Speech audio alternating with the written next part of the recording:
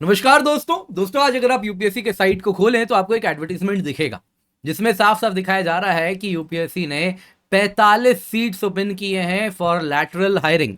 In short ये 45 candidates के लिए कोई भी रिटन एग्जाम नहीं होने वाला है, डायरेक्ट इंटरव्यू के द्वारा सिलेक्शन होगा।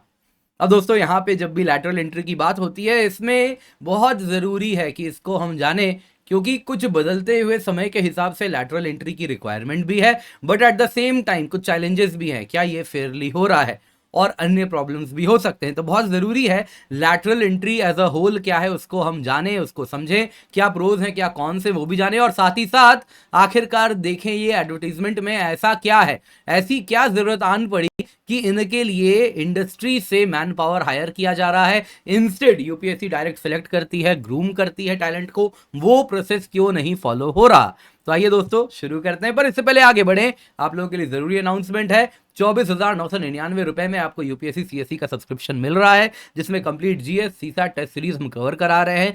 सारे बैचेस का आपको एक्सेस मिलेगा, क्या हिंदी क्या इंग्लिश। 70 से अधिक सिलेक्शन लास्ट ईयर दिया था, वही क्वालिटी कोर्स है। पावर पॉइंट के साथ लेक्चर्स मिलता है, मेंस टेस्ट सीरीज इवैल्यूएशन है, डेडिकेटेड डाउट सॉल्विंग है, 1-on-1 मेंटरशिप है। तो न्यूज में क्या है दोस्तों, अगर आप यूपीएससी की साइट में जाएं तो आप देख सकते हैं यूपीएससी ने एप्लीकेशंस का आवेदन इनविटेशन मांगा है। लैटरल एंट्री के द्वारा इनकी हायरिंग होगी, यानी डायरेक्ट इंटरव्यू प्रोसेस होगा, और कुछ प्री रिक्वायरमेंट्स है इंडस्ट्री में। इतनी आपको कहीं ना कहीं अगर आप देखें तो रेलिवेंट इंडस्ट्री में आपकी इतनी एक्सपीरियंस होनी चाहिए, इस ग्रेड पे लेवल पे होनी चाहिए, तो ही आप एलिजिबल होंगे।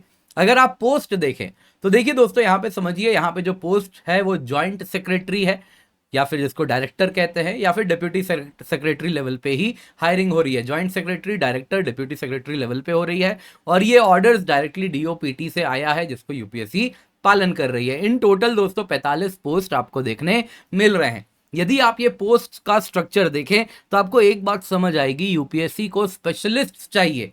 ये वो टैलेंट है जो कि अब तक यूपीएससी ने ग्रूम नहीं किया, या भारत सरकार ने ग्रूम नहीं किया, क्योंकि इंडस्ट्री में इस प्रकार के लोग गवर्नमेंट में नहीं थे। ये कुछ उभरती हुई इंडस्ट्रीज है, या फिर कुछ उभरती हुई रिक्वायरमेंट्स हैं, जिसके हिसाब से यूपीएससी ने स्पेशलिस्ट की मांग की है।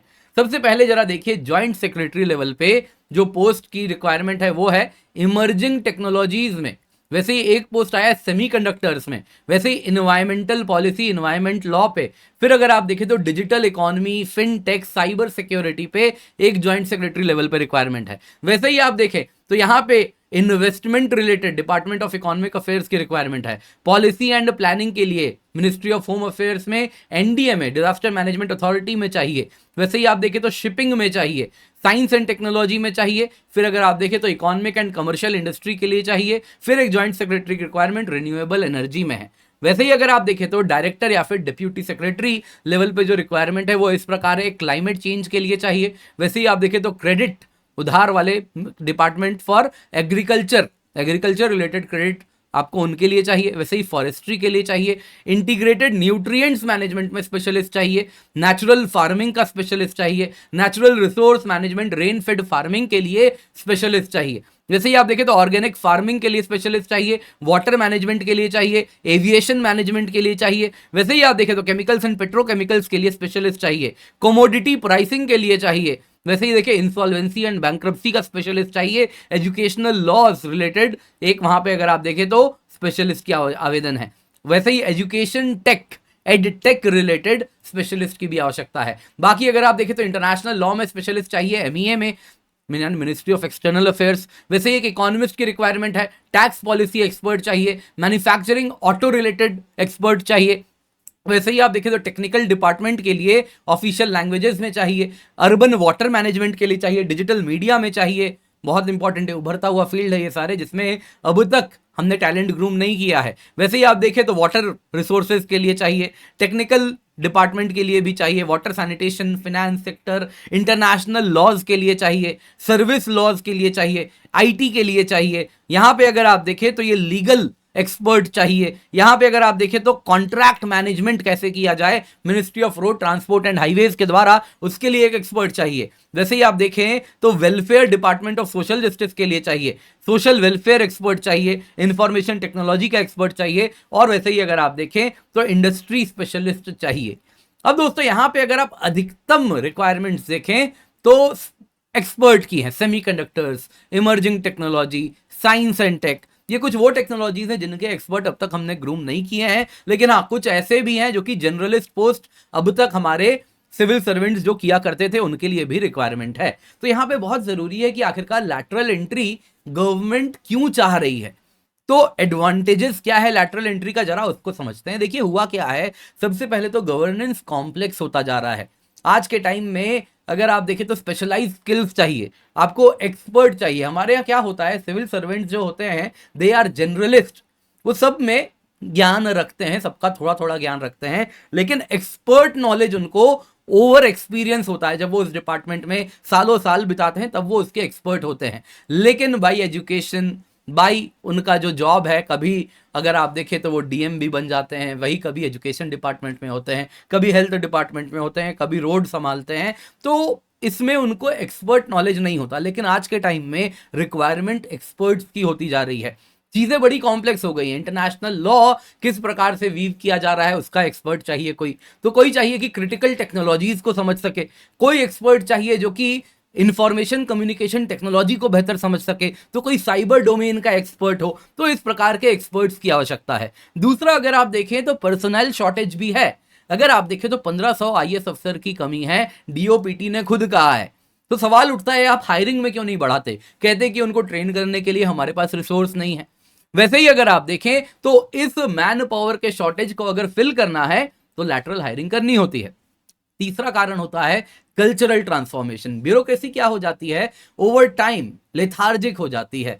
उसमें ऐसा देखने मिला है कि एक बार जब एश्योरिटी हो जाती है, जो हमारे सिविल सर्वेंट्स होते हैं एग्जाम क्लियर करने के लिए तो बहुत पढ़ते हैं, पर एक बार जब सिविल सर्वेंट बन जाते हैं उसके बाद थोड़ा इजी हो जाते हैं, तो उसके बाद नॉलेज में उनका फर्दर वृद्धि नहीं आती है। वहीं अगर आप देखें तो कुछ स्टार्टिंग में काफी मेहनत से काम करते हैं, बट ओवर टाइम जो इनर्शिया इस प्रकार से डिपार्टमेंट की होती है कि वो उनको लेथार्जिक कर देती है, उनकी इफेक्टिवनेस कम हो जाती है, परफॉर्मेंस ओरिएंटेड कल्चर खत्म होता जाता है। तो प्राइवेट सेक्टर से इस प्रकार से कल्चरल ट्रांसफॉर्मेशन के लिए भी लैटरल एंट्री को सपोर्ट किया जाता है। बाकी हुआ क्या है दोस्तों, 1991 के बाद लिबरलाइजेशन जब से हुआ है तब से अगर आप देखें तो प्राइवेट सेक्टर टैलेंट काफी ज्यादा हमारे पास बढ़ा है, और भारत में ही वो रह रहे हैं, काम कर रहे हैं, तो उनके स्किल को भी हम हार्नेस कर सकते हैं। बहुत बढ़िया टैलेंट हमारा प्राइवेट सेक्टर को सर्व कर रहा है। तो गवर्नमेंट चाहती है कि इतना अच्छा टैलेंट अगर भारत में मौजूद है तो उनको गवर्नमेंट में क्यों ना लाया जाए।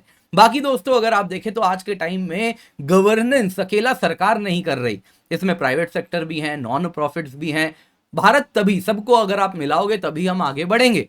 अगर इन्वेस्टमेंट लाना है तो जो इन्वेस्टर है उसकी भाषा को समझना आसान होना चाहिए। भाषा यहाँ पे मतलब सिर्फ और सिर्फ लैंग्वेज की बात नहीं हो रही, यहां पे भाषा है कि इन्वेस्टमेंट अगर आ रहा है तो इन्वेस्टर को नफा नुकसान कैसे है, क्या उसको गवर्नमेंट से सपोर्ट चाहिए, वो सारी चीजों का ध्यान रखने वाला कोई एक्सपर्ट चाहिए। प्राइवेट सेक्टर से बेहतर तरीके से कोऑर्डिनेट कर सके, उनको समझा सके कि यहाँ पे आप इस प्रकार से इन्वेस्ट करोगे, इतना प्रोडक्शन बढ़ेगा, इतना ज्यादा आपका रिसोर्सेज में जो आपका लॉजिस्टिक है सपोर्ट वो बेहतर हो पाएगा, ये सब हम ऑफर कर पाएंगे। तो इस प्रकार के प्राइवेट सेक्टर से एक्सपर्ट्स हम ला सकते हैं, तो बेहतर गवर्नेंस भी हो पाता है।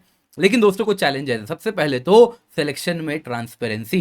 यहां पे देख सकते हैं आप, रिटन एग्जाम नहीं हो रहा, डायरेक्ट इंटरव्यू हो रहा है। और जब डायरेक्ट इंटरव्यू होता है तो काफी सवाल उठते हैं, क्या जिस आदमी को, या जिस महिला भी हो सकती हैं, जिस व्यक्ति को चुना जा रहा है, क्या वो सच में काबिल हैं या बस पैरवी करके आ गए हैं। तो बहुत जरूरी है कि यूपीएससी का रोल बना रहे, यूपीएससी इंश्योर करे कि वो राइट टैलेंट को विद राइट इंटीग्रिटी चुन रहा है।